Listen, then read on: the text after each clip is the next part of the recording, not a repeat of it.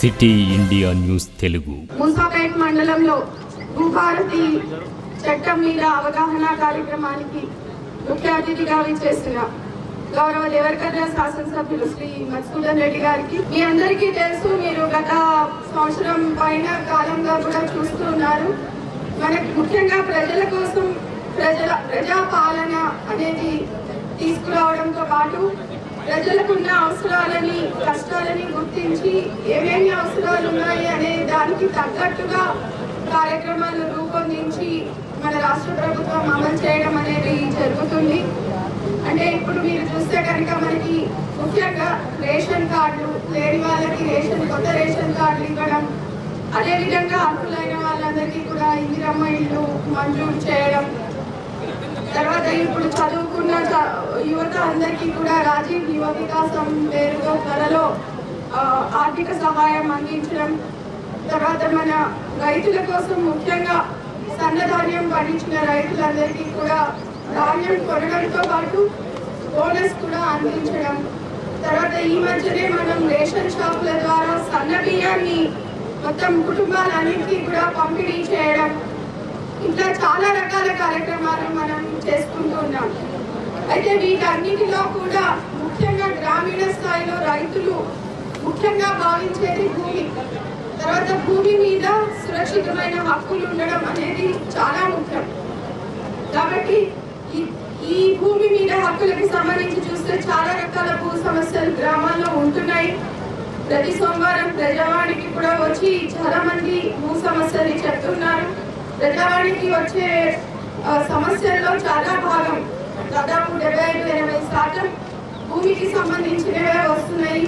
అంటే రికార్డుల్లో పేరు లేదనో లేకపోతే రికార్డుకి భూమి ఎక్కడం అనేది ఒక ప్రాబ్లం అయితే, ఎక్కకుండా ఉన్నవి చాలా ఎక్కిన భూములకి ఎక్స్టెంట్లు కరెక్ట్గా ఎక్కకపోవడం, 2 ఎకరాలు ఉంటే ఎక్కడం, తర్వాత మన తెల్ల కాగితాల మీద సాలభరణాల మీద కొనుక్కున్న భూములు రికార్డులకు ఎక్కకపోవడం, ఇంకా రకరకాల కారణాలతో చాలా మంది భూ సమస్యలు తీసుకొని మా దగ్గరికి రావడం జరుగుతుంది.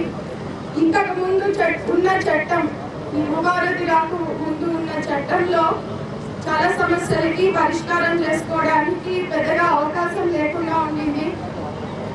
ఒక తహసీల్దార్ గారి ఆఫీసులో జరగకపోతే తర్వాత మార్గం ఇంకా కోర్టుకు వెళ్ళండి అని మేము మా దగ్గరకు వచ్చిన వాళ్ళందరినీ కూడా చెప్పేవాళ్ళం.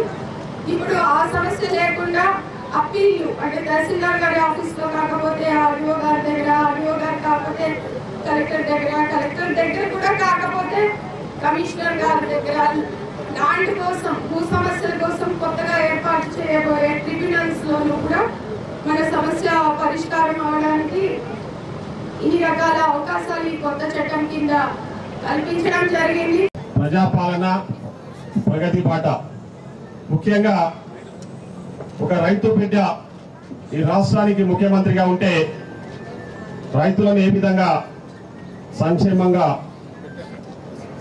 ఉంచవచ్చో, అదేవిధంగా రైతుల బాధలు ఏ విధంగా పరిష్కారం చేయొచ్చో అనే దానికి ప్రత్యక్ష నిదర్శనం మన పాలమూరు బుద్ధు బిడ్డ, మన రాష్ట్ర ముఖ్యమంత్రి గౌరవనీయులు శ్రీ రేవంత్ రెడ్డి గారు.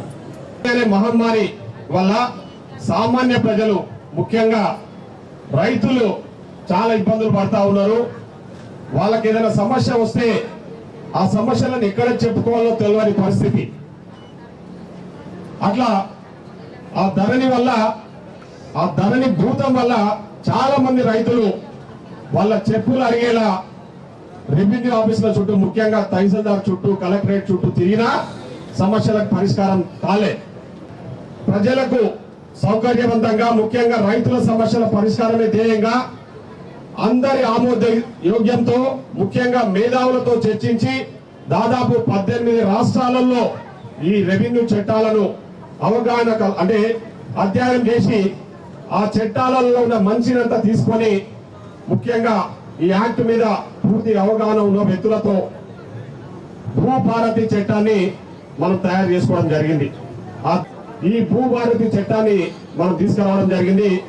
ఆ భూభారతి చట్టానికి మనందరం కూడా మనం అందరం కూడా అనుభవిస్తున్న హక్కులను కల్పించిన డాక్టర్ బాబాసాహెబ్ అంబేద్కర్ గారి జయంతి రోజే భూభారతి చట్టానికి శ్రీకారం చుట్టడం జరిగింది. ఆ రోజు ఆ చట్టాన్ని మనం ముఖ్యమంత్రి గారి చేతుల మీదుగా మన రెవెన్యూ శాఖ మంత్రి గారు, ఇతర మంత్రులు, ఆ రోజు రెవెన్యూ శాఖకు సంబంధించిన అందరు అధికారుల సమక్షంలో ఆ భూభారతి చట్టానికి శ్రీకారం చుట్టడం జరిగింది. ఆ భూభారతి చట్టం మీద పూర్తి స్థాయిలో రైతులకు అవగాహన కల్పించాలి, రైతులకు ఆ చట్టంపై పూర్తిగా సమాచారం అందించాలి, ఆ చట్టం వల్ల జరిగే లాభాల గురించి కూడా రైతులకు తెలియాలనే ఆలోచనతోనే ఈరోజు మనం ఈ అవగాహన సదస్సును ఇక్కడ ఏర్పాటు చేసుకోవడం జరిగింది.